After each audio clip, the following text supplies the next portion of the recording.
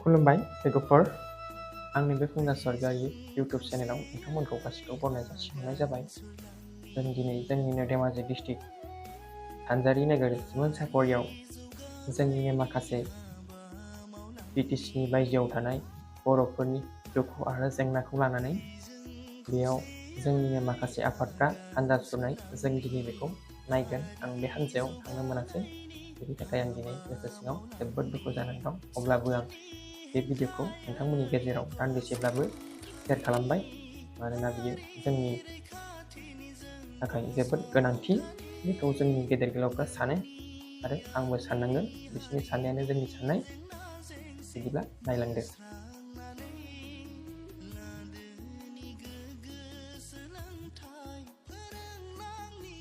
नुबाय एसेबां बुरजा दं, जानो हागौ बेयाव दा खमबावसो खोमा।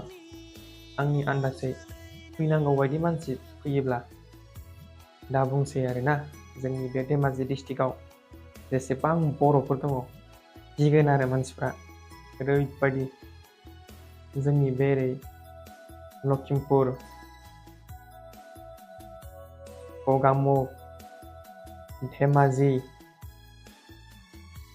सिलाफोथार, आरसि फोथार,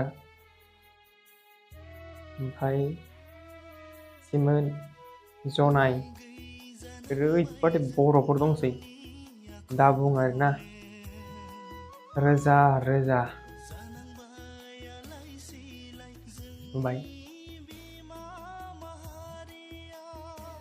हारिनि मोजां साननायखौ बयहाबो मावनो मोन्थाय दं, हारिनि मोजां बाथ्रा बुंनो बयहाबो मोन्थाय दं, नाथाय हारिनि गाज्रि साननाय रावहाबो मोन्थाय गैया। हारिनि माबा मोनसे खहा खालामनो रावहाबो मोन्थाय गैया हारियाव, नाथाय हारिनि मोजां साननाय, हारिनि मोजां मावनाय बयहाबो मोन्थाय दं।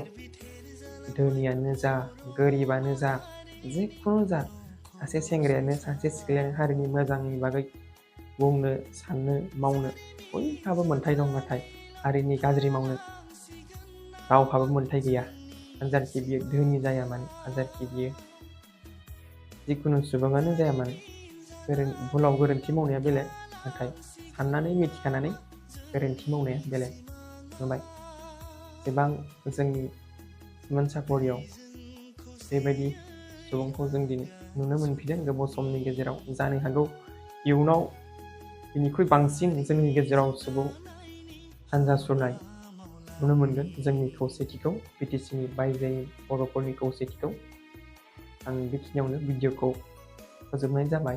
गोरोन्थि दासान आंबो सासे फंबायसो, आंनावबो एसेबां बुजिनो हानाय, साननो हानाय गोहो जाथ'वाखै।